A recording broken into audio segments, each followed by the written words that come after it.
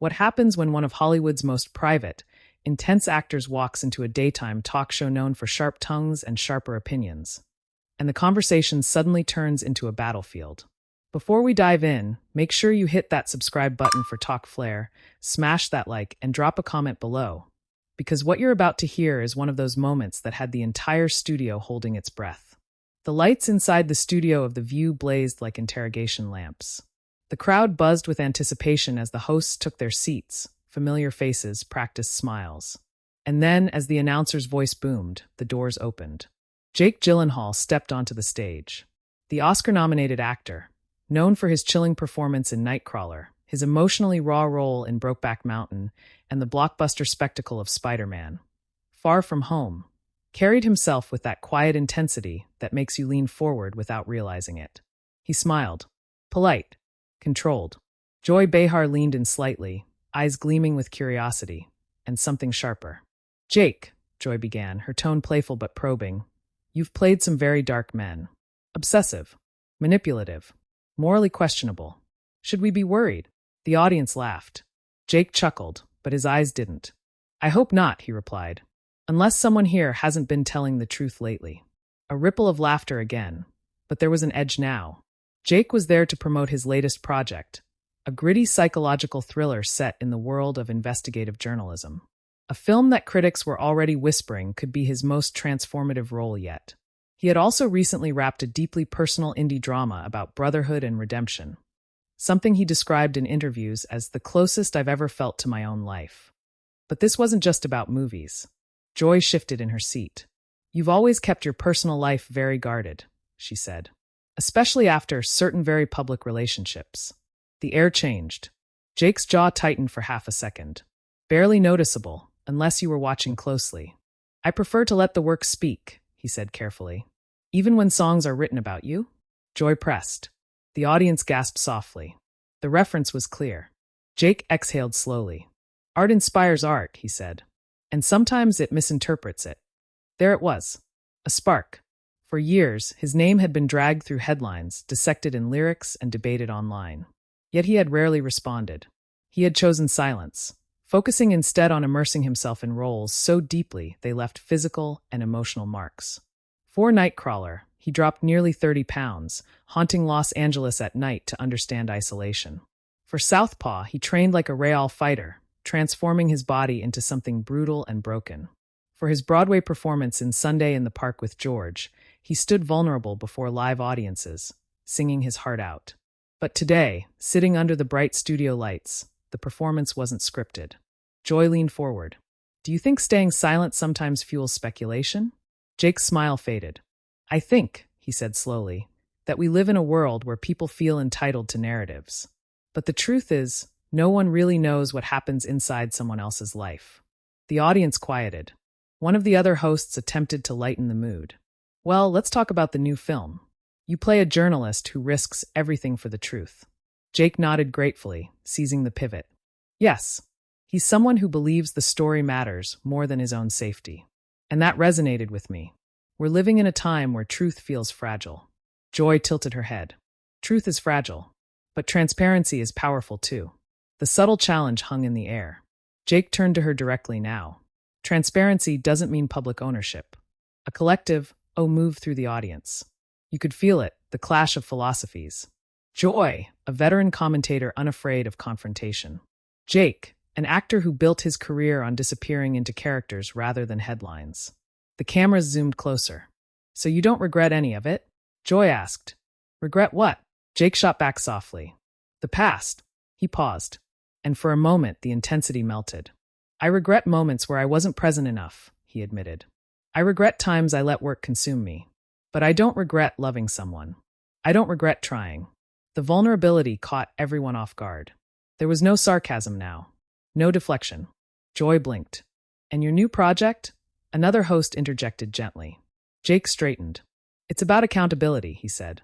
"About a man who realizes too late that ambition can cost him connection." That hit close to home.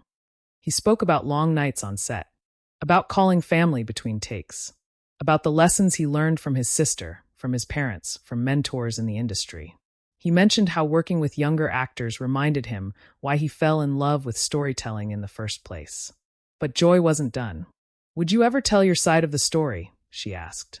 Jake looked directly into the camera now. "My side isn't for public consumption," he said calmly. "It's for the people who lived it." The applause was scattered, but strong. The tension hadn't exploded into shouting. It hadn't devolved into chaos. It was something subtler, sharper, a battle of boundaries. As the segment wrapped, Joy offered a tight smile. "Well, we appreciate you being here." Jake nodded. "Thank you for having me." But as he stood to leave, the crowd could feel it. Something had shifted. This wasn't just another celebrity promo stop. It was a glimpse into the cost of fame, into the emotional armor required to survive it. And the moment the cameras cut to commercial, social media was already igniting. Clips, quotes, think pieces. Transparency doesn't mean public ownership. It was trending before he even reached backstage. But the real story? It was just beginning. Backstage, the applause from the studio audience still echoed faintly through the walls. But the energy had shifted from polite television brightness to something far more electric. Producers whispered into headsets. Assistants hurried past with tight expressions. The clip of Jake's line, "Transparency doesn't mean public ownership," was already circulating online, replayed in slow motion, dissected frame by frame. Jake Gyllenhaal stood near the dressing room mirror, hands resting on the edge of the counter. For a moment, he let the mask drop. His reflection stared back, calm on the surface, but eyes still charged. He had been here before. Not this exact studio, not this exact exchange, but in rooms where the air thickened with implication. Rooms where charm was expected, confession was baited, and silence was interpreted as guilt. A soft knock interrupted his thoughts. 2 minutes, a producer said gently. "They want you back out for the next segment. Social reaction is intense."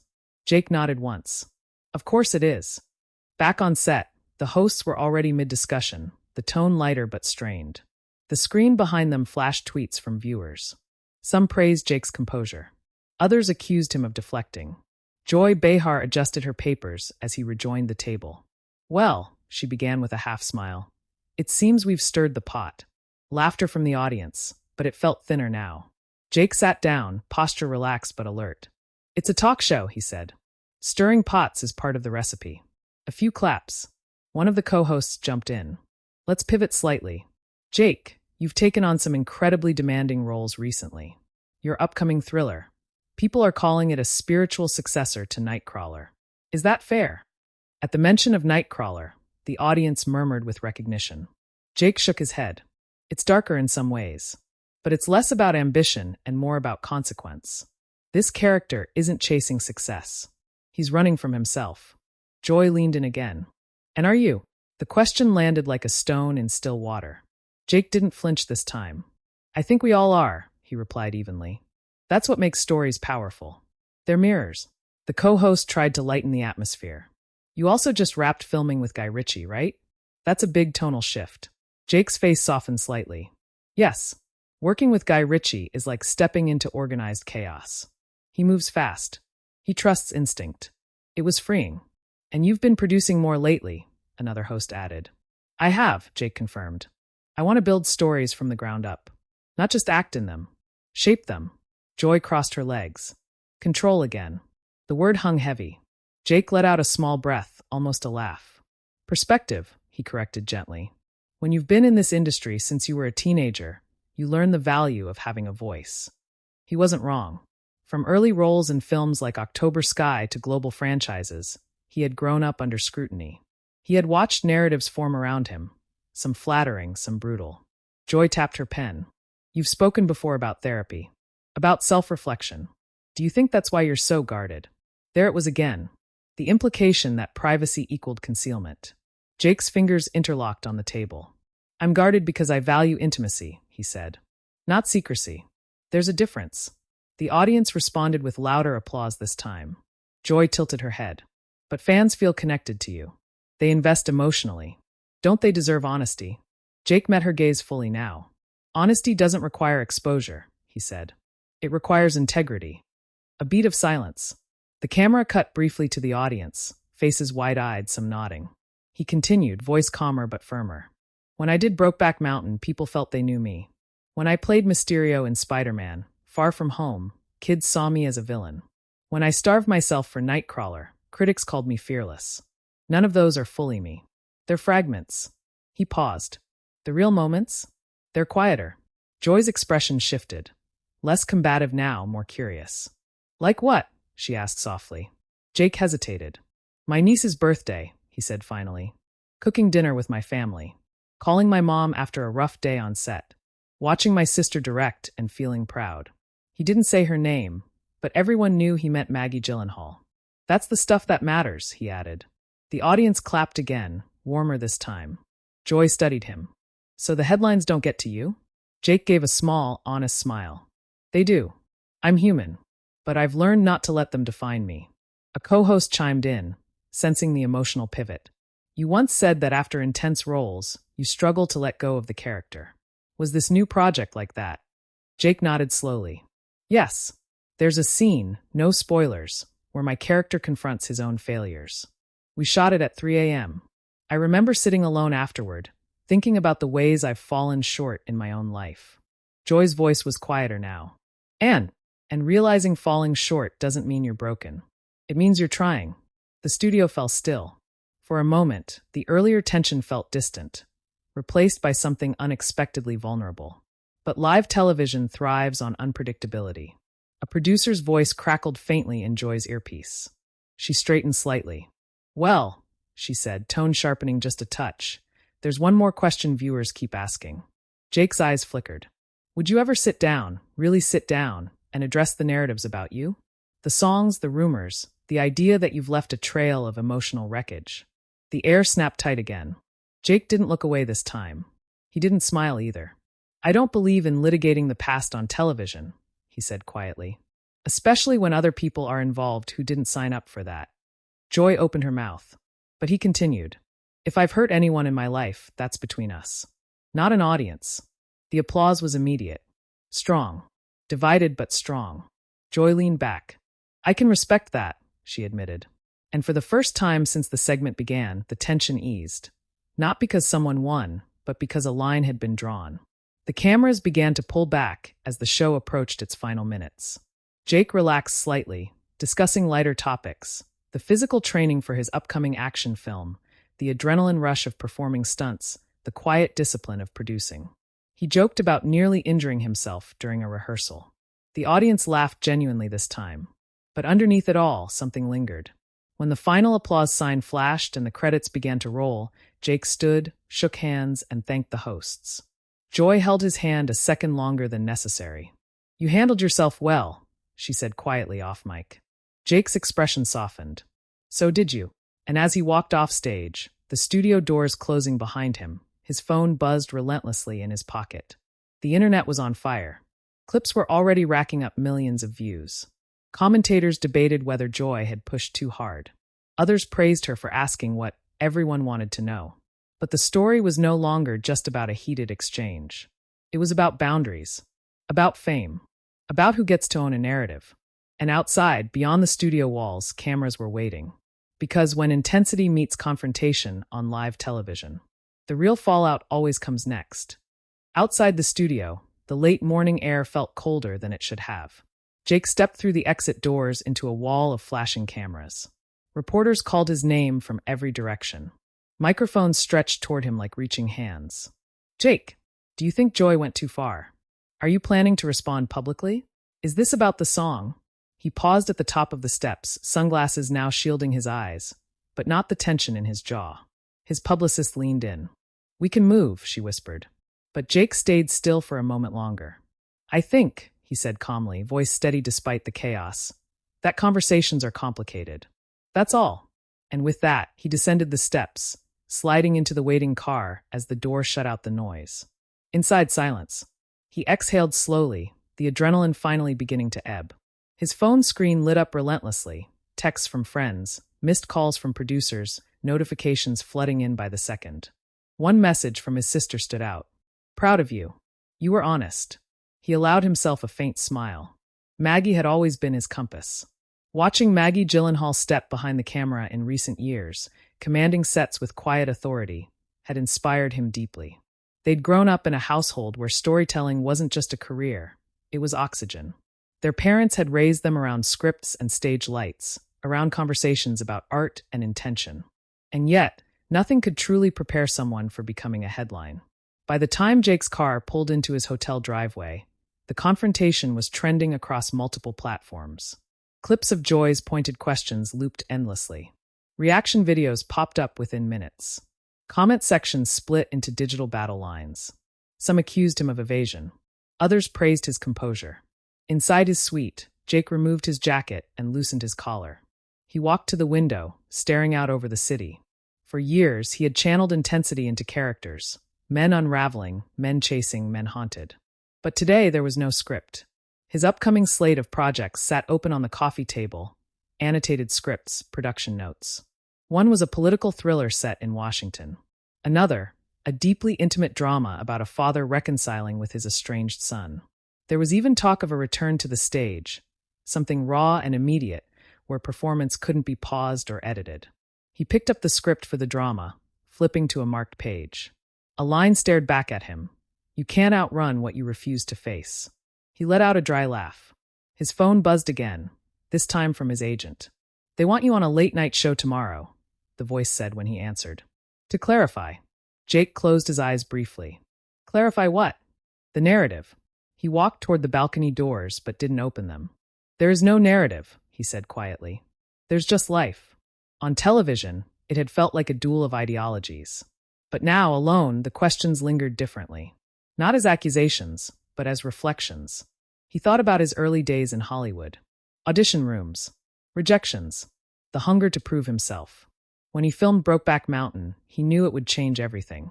The vulnerability required had stripped him bare emotionally. He'd learned then that art demanded courage, but fame demanded armor. He moved to the kitchen, pouring a glass of water. His mind replayed Joy's question. Would you ever sit down and address the narratives? The truth was he had addressed them, in private. Through apologies. Through growth. Through therapy sessions that lasted hours longer than expected. Through relationships rebuilt quietly, without cameras. But the world didn't see that. The world saw fragments. He sat down on the couch, leaning forward, elbows on knees. What did he owe the public? The thought lingered heavily. A knock at the door interrupted him. His publicist entered, tablet in hand. You need to see this. She turned the screen toward him. A prominent entertainment outlet had already published an article. Tense showdown. Jake Gyllenhaal clashes with Joy Behar on live TV. Below it, a quote in bold. Transparency doesn't mean public ownership. He stared at it for a long moment. That line's everywhere, she said. He nodded. It's true. Some are calling it defensive. Maybe it is, he admitted. Defending your boundaries isn't a crime. She softened. Do you regret going? He thought about the studio lights. The audience's shifting energy. The flicker in Joy's eyes when the conversation turned vulnerable instead of volatile. No, he said finally. I don't. Because something had happened in that room. Not a meltdown. Not a scandal. A line drawn with calm conviction. His phone buzzed again, this time with a video notification. A young aspiring actor had posted a clip saying Jake's words about integrity gave him courage to protect his own privacy. Jake watched it twice. Maybe that was the real impact. Not the headlines, but the quieter ripple. As afternoon turned to evening, he changed into casual clothes and stepped out onto the balcony at last. The city hummed below, unaware of the storm brewing in digital space. He thought about the new action project he'd been training for, months of physical preparation, bruised ribs, disciplined diet. The director had told him, this one's about resilience. He smiled faintly. Resilience wasn't built in gyms or rehearsal rooms. It was built in moments like this. His phone rang again, this time from an old friend. Man, the voice laughed gently, you handled that like a pro. Jake leaned against the railing. I wasn't trying to handle anything. I was just answering. That's what made it powerful. He ended the call and looked out across the skyline, lights flickering like distant applause. Inside, the television in the suite played a replay of the show.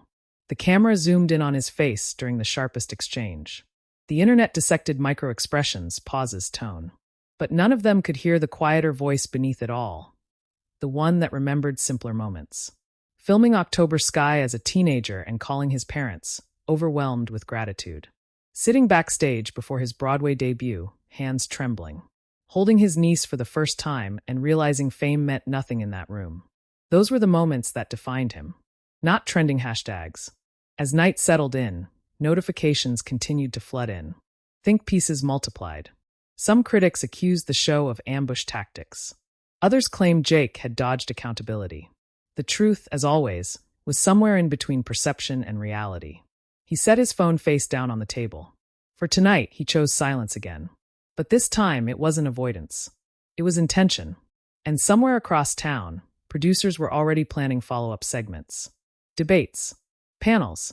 Because when tension simmers on live television, it doesn't simply fade. It spreads. And by morning, the confrontation wouldn't just be a moment. It would be a cultural conversation. By sunrise, the confrontation wasn't just trending. It was everywhere. Morning news panels replayed the clip on loop. Entertainment podcasts dissected tone and body language.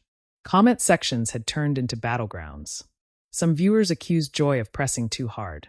Others argued she had asked what millions were thinking.